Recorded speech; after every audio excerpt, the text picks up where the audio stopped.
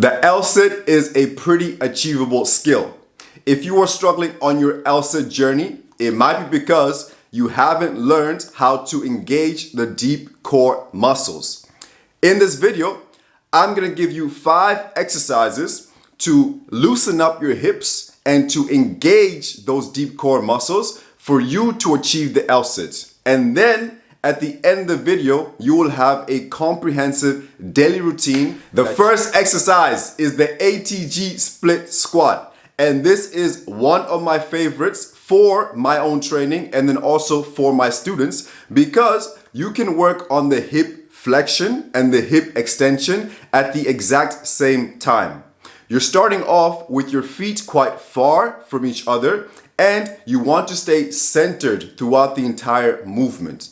So when you begin the squat, when you begin to lower yourself down, you want to sink into the position, and as you are sinking, you actually want your feet to stay planted, and you are now going to move your hips. So the front hip, you are going to push it forward. The back hip, you are going to push it backwards. And this is also going to help to lengthen your back leg so that you get a further stretch in your hip flexor and your hamstring.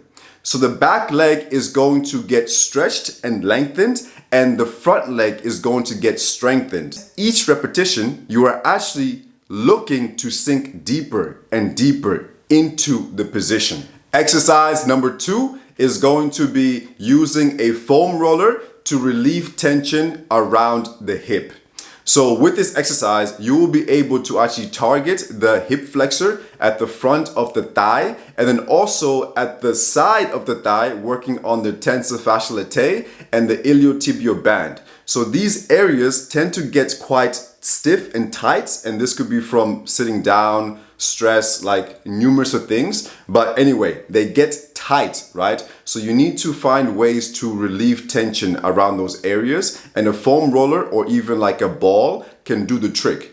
So how you're actually gonna do this is just laying on the foam roller or the ball, and you're gonna be rolling around, finding any area that seems like tight, like a little bit hard or sensitive, and then spending time in that specific area. Wherever you feel the discomfort, that's the area you need to focus on, right? And then when you're in the position, you can actually hold, you can move around. This is beneficial because it will help you to improve your hip flexion, and it will help you with other movements and skills in calisthenics, because calisthenics is really a mix of strength elements, mobility elements, flexibility elements, balancing elements, and so many different things, right? So you need to make sure that you are good at all these different things. Guys, bit by bit, this channel is growing, and I'm enjoying sharing these videos with you guys and helping you on your calisthenics journey, because I've been doing this for 10 years. So I've learned a lot along the way. I've been teaching for 10 years as well, and I've seen many different journeys play out. So with these videos, it's really about educating more and more people on how to get the specific results for the goals that they're after. So if you're finding value in this video, then make sure to subscribe, and then I will have even more time to make you more and more videos. Next up is going to be a forward fold. And now you can do this either standing or sitting down. And this is going to be working on helping to lengthen and stretch the hamstring muscle. And guys, when it comes to the technique of this forward fold, it really is like making sure that the technique is precise. Like you need to know exactly what you are doing and what muscles to activate and what muscles to deactivate and release, right? So when it comes to the hamstrings, I want to lengthen it.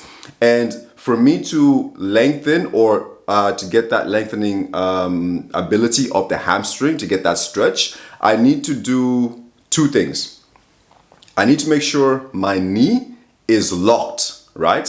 And I need to make sure that my lower back is arched. If I do those 2 things, then I will be able to stretch the hamstrings.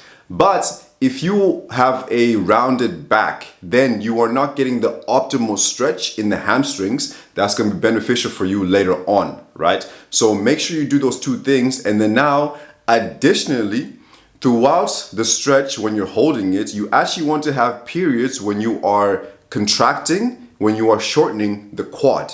Because if I contract and shorten the quad, then that's going to actually help me to stretch and lengthen the hamstrings. Because when the quad shortens, the hamstring lengthens, right? So you really need to be very vigilant and very have that mind-muscle connection when you are doing these stretches. And at the same time, you also need to relax your breathing, right? And this will help you to get deeper into the stretch and to calm the body, and now to prepare your hips for the movement and skills ahead. A common mistake people make is they think, okay, let me just touch the ground. But guys, don't do this. For a second, just think that you don't have any arms and focus on the muscles and the areas that we need to engage. So the knee is locked and straight. The lower back is arched, and then now you are bending at the hip, right? Keeping the spine extended. And then now you are shortening the angle between your stomach and your thigh. And that is the goal, right? So if that means, yeah, you can end up touching the ground, great. But if you can't, don't worry about it. You will get there eventually. But the main thing is make sure the technique is precise and it's actually working on the hamstrings, and you're not folding and rounding the spine. Next up, exercise number 4. And guys, this is actually going to be tougher than the L-sit. This is from my experience and also with my students as well, if you do it right. Because now we're not focusing on, for example, shoulders, because we're not in the support hold, but we are literally just focusing on core compression. So now, after doing all those exercises previously to work on loosening up the hip, now it's time for us to actually work on that hip flexion, those deep core muscles, your hip flexors, right? So we want to fully engage the hip flexors. And guys, it's not just bringing the leg up. No.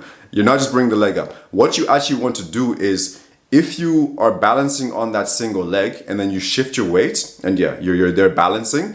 Now, what you first want to do is to initiate, right? You want to initiate the pull upwards. And you do this by actually sucking your leg, your thigh into your stomach, right? Or into your belly. You suck your leg into your belly. That's the first thing you do. And then once it's there, you keep it there, and then now you attempt to lift your leg higher and higher and higher. Because these are hip flexors, the first thing it's going to do is suck the leg in and then lift. And then this is how you are able to fully get that core compression. And then this is how you will be able to strengthen and get the leg higher. Now, exercise number 5. So, attempting the L-sit.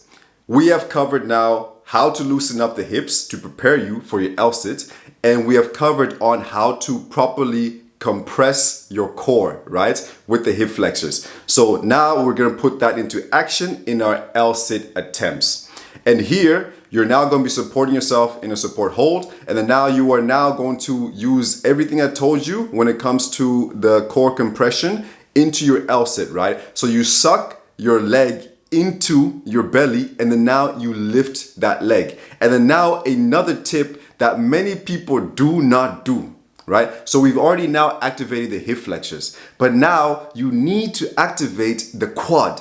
You need to squeeze the quad as hard as you have ever done. You need to squeeze the quad, and this is going to help you to lengthen the hamstring. And then now we are properly now engaging the muscles that need to be engaged, and we're relaxing the muscles that need to be relaxed. And then now this is what's going to help you to get proper new range of motion in your L-sit attempts, and then for you to progress over time, and then eventually for you to have your legs the same level as your hips. With the hip now, you want your hip to be flat, and then you go into that core compression of sucking the leg in to the belly and then raising the legs out. Hips. All right, guys. So I've shared with you all the tips and tricks for the L-sit, and then now it is up to you to actually practice this stuff frequently.